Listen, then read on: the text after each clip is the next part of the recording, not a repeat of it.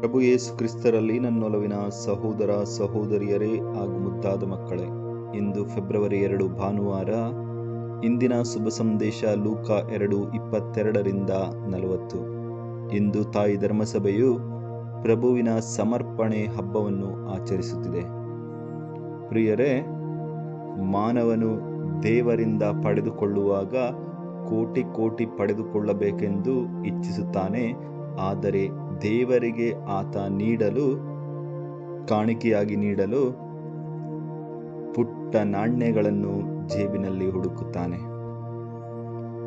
ಹಳೆ ಒಡಂಬಡಿಕೆಯಲ್ಲಿ ಆದಿಕಾಂಡ ಅಧ್ಯಾಯ 4 ವಾಕ್ಯ 4ರಲ್ಲಿ ನಾವು ನೋಡುತ್ತೇವೆ, ಹೇಬೆಲನು ತನ್ನ ಒಳ್ಳೆ ಮನಸ್ಸಿನಿಂದ ಆತ ದೇವರಿಗೆ ತನ್ನ ಮಂದೆಯಿಂದ ಕೊಬ್ಬಿದ ಚೊಚ್ಚಲಾದವುಗಳನ್ನು ತಂದು ನೀಡುತ್ತಾನೆ. ದೇವರು ಆತನನ್ನು ಹೇರಳವಾಗಿ ಆಶೀರ್ವದಿಸುತ್ತಾರೆ. ಅಬ್ರಹಾಮನು ತನ್ನ ಏಕೈಕ ಪುತ್ರನನ್ನೇ ದೇವರಿಗೆ ಬಲಿಯಾಗಿ ಅರ್ಪಿಸಲು ಆತ ಸಿದ್ಧನಾಗುತ್ತಾನೆ.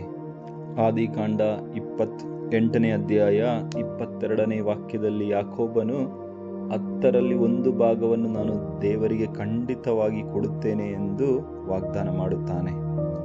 ಯೋಬನು 1ನೇ ಅಧ್ಯಾಯ 21ನೇ ವಾಕ್ಯದಲ್ಲಿ ಹೇಳುತ್ತಾರೆ, ಕರ್ತನು ಕೊಟ್ಟನು, ಕರ್ತನು ತೆಗೆದುಕೊಂಡಿದ್ದಾನೆ, ಕರ್ತನ ಹೆಸರಿಗೆ ಸ್ತೋತ್ರ ಅಂದನು.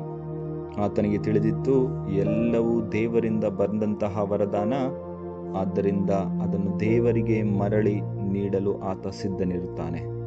ಹೊಸ ಒಡಂಬಡಿಕೆ ಬರುವುದಾದರೆ, ಒಬ್ಬಾಕೆ ವಿಧವೆಯಾಗಿದ್ದಂತಹ ಒಬ್ಬಳು, ಬಡವಳಾಗಿದ್ದಂತಹ ಒಬ್ಬಳು ದೇವಾಲಯಕ್ಕೆ ಬಂದು ತನ್ನಲ್ಲಿದ್ದಂತಹ ಎಲ್ಲ ನಾಣ್ಯಗಳನ್ನು ದೇವರಿಗೆ ಕಾಣಿಕೆಯಾಗಿ ಹಾಕುತ್ತಾಳೆ.